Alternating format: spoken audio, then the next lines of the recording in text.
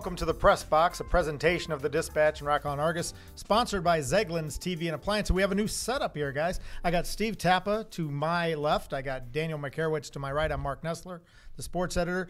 And we have a round table. I like it. A round table, yeah. It. How awesome is this? It's like we're actually in the newsroom in the sports department. Exactly. Talking about everything we talk about here. With our usual conversation, less flowered, and we even have Jordan Spieth here. That's right. Jordan, we'll have different bobbleheads. I have a whole collection of them at home. Here. So we can have it well stocked. Back many years in high school football, Vic Boblet, Mike Tracy when he was at Alleman and UT, they'd always start out the season with a rather winnable game. Mm-hmm. The second week would be the tough week, and the third one would be more of a winnable game heading into the conference. Ideally, that's really what we have this week. I mean, holy moly. Well, if you look at the 5 week 2 opponents for the Metro schools, Metamora, who plays Alleman, Edwardsville plays Rock Island, Blue Island Eisenhower plays Geneseo, Antioch, who plays Moline, and Sterling, who plays United Township. All 5 of those teams won. All 5 of them scored at least 34 points in there. And how many are rated? Yeah, well, you got Edwardsville 5 and 8A. Right. You got Metamora 5 and 5A. Sterling's ranked. Sterling's ranked tied for 8th or 9th. Yeah, right. Okay, so let's go. Which one has the toughest task? Toughest task out there week 2. Ooh, that's a tough one between. I think Alleman, Metamora, or Edwardsville, Rock Island. The only reason why Rock Island, the benefit is they're playing a team that has to come and sit on a bus for 4.5 hours. Just like they did going down to Alton. Going down to Alton, and Rock Island looked really well. I covered that game, and they looked on top. Impressive. Of the game. As impressive as they were all of last year, even going back to a couple years. I mean, they ran the option well. They had a passing game. Mm-hmm. The defense was very strong, held them to 1 touchdown. So if you travel smart, you can play well. And I think Edwardsville is going to travel smart. They're used to traveling. This is a playoff tested team. So that's going to be a tough one. Metamora definitely is going to be a tough one. That's a storied program. I think that on paper, Geneseo should have the easiest of the 5 facing Eisenhower, who is not overly used to having to come on the road like that. And Geneseo went up to Eisenhower last year and just destroyed them. Geneseo, do they have Hope next week? And Hope is getting votes, I believe, in one of the classes. 1A. But Geneseo, 1A as opposed to 3A. I found it interesting. Geneseo had its most points since like 2000 when they scored 62. So Geneseo kind of got some confidence offensively.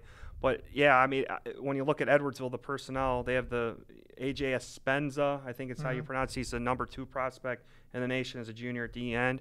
You know, they pretty much handled Quincy fairly easy, 34-9. That caught me by surprise. I thought Quincy and still do think Quincy's one of the top teams in the Big Six. Rick Little, their coach, and talking to him earlier this week, he said we had chances, we just didn't come out very well, and we just didn't finish drives. So need to take advantage. Yeah, and I mean, you open up on the road like they did. That's not an easy start to a season, especially when you're introducing a new quarterback. Good thing there is Rock Island was a 3-0 on the turnover ratio. Yeah. And they're really going to have to emphasize that again this week. Oh, they're going to have to play some great defense against Edwardsville. I mean, that's like I said, that's just a powerhouse program. They replaced their quarterback and didn't miss a beat. Yeah. So, you're going to have to really D up against them and hope you do win that turnover battle so that gives you an offensive chance to win that game. Now, last week, Dan, you covered Alleman against Lake Forest, 55-13. You had Moline in a loss. Let's talk about – and I had Rock Island, of course, went down there. Let's talk about what we saw and what we can expect after that season opening game. Go ahead, Steve, on I guess the Maroons. From the Moline standpoint, I was talking to Mike Tracy about that. I said – and that was the lead of my story. Not the debut they wanted. They wanted a better debut, obviously. They would have liked to win their home opener, their season opener, their first game with Tracy as the coach. Right. Fumbles again gave them problems. That was last year's story. I know. That was their story. That was their MO last year, and so that was what was disappointing about it. But that said, they did a lot of things they can build off of. I think Moline still got a lot of quality bodies there.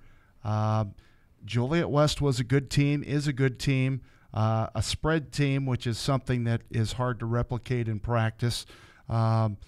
when you're not a spread team, when you don't see spread teams, boy, it's real hard to prepare for them. But defensively, they played really well. They had kept Joliet West down to 2 touchdowns until late in the game. Came up, 2 of their touchdowns came on 4th and goals. So if Moline makes one of those plays, that's a different game. So I think that said, they've got a lot to build on. Now, the tough thing this week is now you got to go on the road. Now you got to go 4 hours up to the Wisconsin border to play Antioch. Yeah.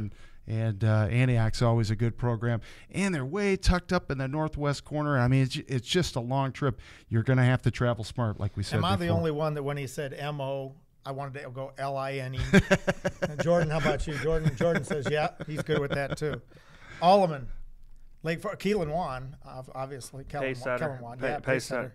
And what I liked was out of them is Lake Forest Academy didn't have a lot. They only had like 22 players. They didn't dress a lot, but their defensive line had some athletes. So they were facing a defensive line that was going to challenge them, that was going to be physical, that was quick and athletic.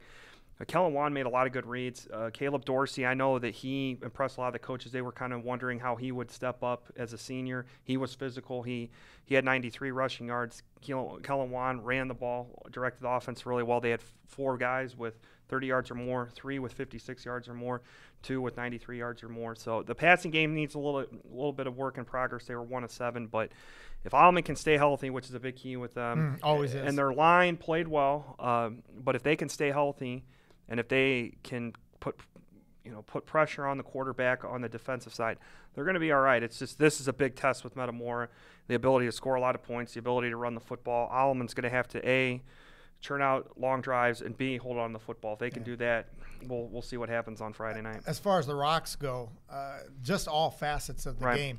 Deshaun Davis is a great outlet as a receiver. He made an ESPN highlight catch, one-handed in the air that – coming down and holding on one of those, which the 50 people or whatever that were down there for Rock Island were the only ones to see it. Yeah. Kind of sad that you have to go that far to see your team, to follow your team. Thank goodness for Twitter and what we do. That's actually not even their shortest trip of the year. Yeah, I know. Yeah. They got to go to Michigan. Exactly. Yeah, right. They got to go to Michigan for that one. But Alec Jacobs at quarterback, able to run out of that pocket, and you don't know if he's going to pass or run, and that's a great weapon to have. Trey Nimmers, a bulldog back there in the backfield. So those 3. The big surprise, I thought, for Rock Island was Oliver McDowell, who's a sophomore, lanky guy.